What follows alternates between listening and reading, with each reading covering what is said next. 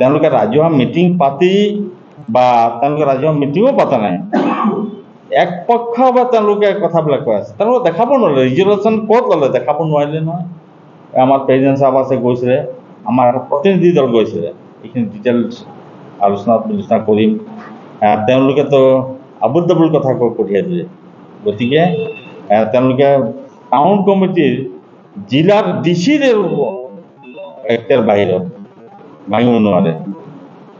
গতিকে এইখিনি কথা আছে। সেইকাৰণে মই ক'লোঁ যে ভাৰতবৰ্ষৰ 195 ৰাষ্ট্ৰৰ ভিতৰত 80খন ৰাষ্ট্ৰত 80টা ৰাষ্ট্ৰত তেওঁলোকে সন্মান সহকাৰে তেওঁলোকে মূৰ্তি বনাই দিছে। গতিকে আমাৰ গৌৰৱ। ভাৰতবৰ্ষতো আৰু সন্মান জনাব লাগিছিল, এই সন্মান নজনাই তেওঁলোকে অপমান কৰিছে। সাহিত্য সভা, সাহিত্য আমাৰ দুৰ্নমা শাখা। দ্বিতীয়তে কিবা নাট্য মন্দিৰৰ কথা, আৰু চতুৰ্থতে ক'লে যে কিছুমান সচেতন টেক্স পেয়াৰ মানুহক আমি মাতিছোঁ। তেতিয়া মই ক'লোঁ যে ওচৰত এখন গান্ধী মন্দিৰ ওচৰৰ দোকানীখিনিয়ে দেখোন নাজানে, সেইবিলাকে কি টেক্স পে' নকৰে নেকি? নাই, গোটেইখিনি টেক্স পে'ক মাতিব কাৰণে আমাৰ ইমান ডাঙৰ সভাকক্ষ নাই। তেখেতৰ লগত কথা পাতি মই এইটোৱেই বুজিলোঁ, আমাৰ যিটো প্ৰতিনিধি দল গৈছিলোঁ, তেখেতে বিজেপিৰ মুখপাত্ৰহে কথা কৈছে, তেওঁ কাৰ্যবাহী বিষয়া হিচাপে আমাৰ লগত আলোচনা কৰে।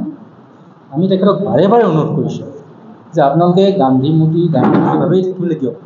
ক্লক টাৱাৰটো আপোনালোকে যিহেতু ইষ্টিমেট বনালে, আপোনালোকে বেলেগ স্থানত তাত দিয়ক, কাৰণ টাউন কমিটি বহুত জেগা আছে তাত দিয়ক। তেতিয়া আমি ইষ্টিমেট চাব বিচাৰিম। তেওঁ ক'লে যে আমি দেখাব নোৱাৰোঁ।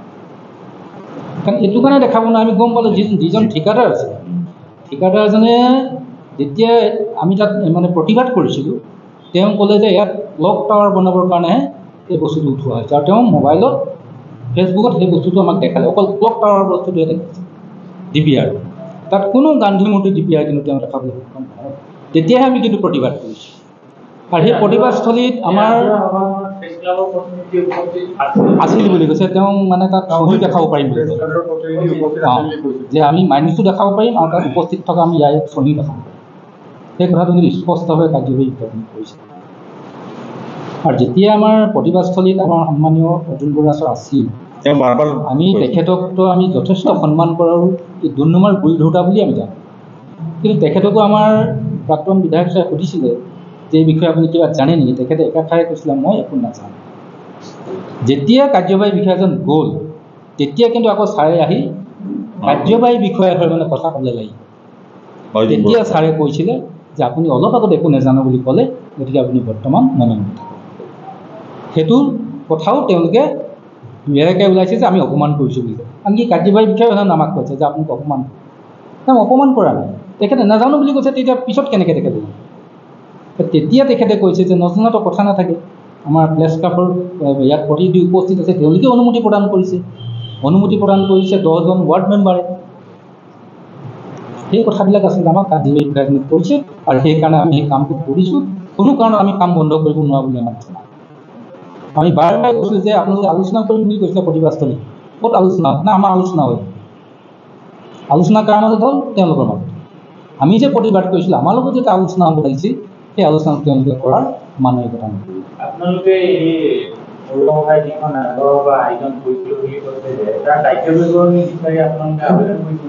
আমি আবেদন কৰা নাই, কিন্তু আমি আবেদন কৰিম।